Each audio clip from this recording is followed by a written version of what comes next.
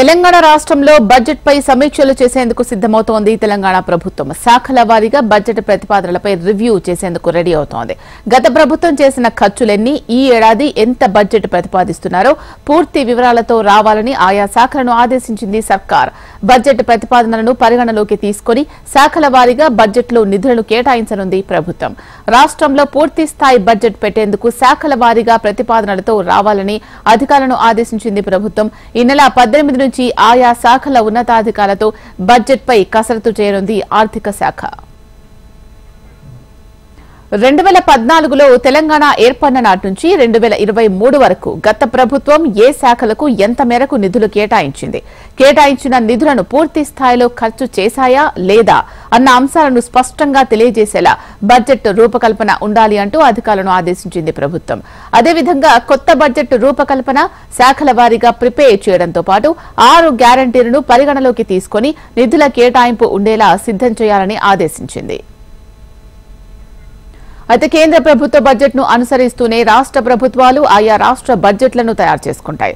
అయితే ఈసారి కేంద్ర ప్రభుత్వం లోక్సభ ఎన్నికలను దృష్టిలో పెట్టుకుని ఓట్ ఆన్ అకౌంట్ బడ్జెట్ ను ప్రవేశపెట్టనున్నట్లు తెలుస్తోంది. అయితే ఓట్ ఆన్ అకౌంట్ బడ్జెట్ ప్రవేశపెడితే తెలంగాణలో కొత్తగా ఏర్పడిన కాంగ్రెస్ ప్రభుత్వానికి 6 గ్యారంటీల అమలుకు చిక్కులు ఏర్పడే ప్రమాదం ఉంది అన్న చర్చ జరుగుతోంది. అందుకే పూర్తి స్థాయి బడ్జెట్ కే రాష్ట్ర ప్రభుత్వం మొగ్గు చూపుతున్నట్లు తెలుస్తోంది.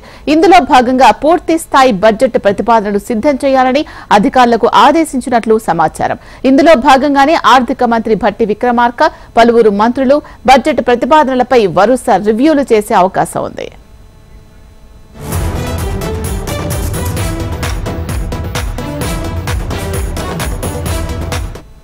ఇక రేపు అగ్రికల్చర్, మార్కెటింగ్, సహకార శాఖ, రెవెన్యూ, సమాచార శాఖలపై రివ్యూ జరగనుంది. ఎల్లుండి పంచాయతీరాజ్, వైద్య ఆరోగ్య శాఖలపై సమీక్షలు జరపనున్నారు. ఈ నెల 20వ తేదీన రోడ్లు, భవనాలు, సినిమాటోగ్రఫీ, ఐటీ, పరిశ్రమల శాఖల ప్రతిపాదనలపై డిప్యూటీ సీఎం భట్టి సమీక్షించనున్నారు. ఇక ఈ నెల 22వ తేదీన నీటిపారుదల శాఖ, అటవీ, దేవాదాయ శాఖలపై సమీక్షలు చేయనున్నారు. అటు 23వ తేదీన రవాణా శాఖ, బీసీ సంక్షేమ శాఖ, ఎక్సైజ్, పర్యాటక శాఖల సమీక్ష జరపనున్నారు.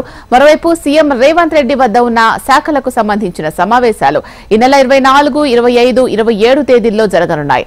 3 రోజుల్లో రోజుకు 4 చొప్పున శాఖలకు సంబంధించిన ప్రతిపాదనలను సమీక్షిస్తారు. ఇక కొత్తగా ఏర్పడిన కాంగ్రెస్ ప్రభుత్వం ఫోకస్ ఎన్నికల్లో ఇచ్చిన 6 గ్యారంటీల అమలుపైనే ఉంది. దీనికి ఎలాంటి ఇబ్బందులు రాకుండా ఉన్నతాధికారులు బడ్జెట్ రూపకల్పన చేయాలని ప్రభుత్వం సూచించింది. గతంలో అనేక సంక్షేమ కార్యక్రమాల పేరుతో వేల కోట్ల రూపాయలు వాటికి వెచ్చించారు.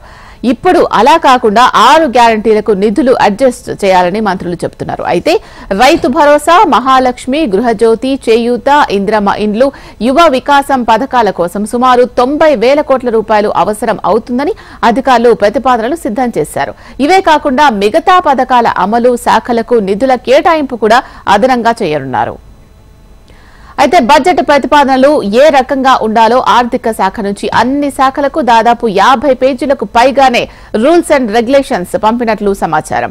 ప్రభుత్వ ప్రాధాన్యతలను దృష్టిలో ఉంచుకుని 2024-25 ఆర్థిక సంవత్సరానికి గాను ప్రతిపాదనలతో పాటు ప్రస్తుత ఆర్థిక సంవత్సరంలో సవరించిన అంచనాలను పంపాలని సూచించారు.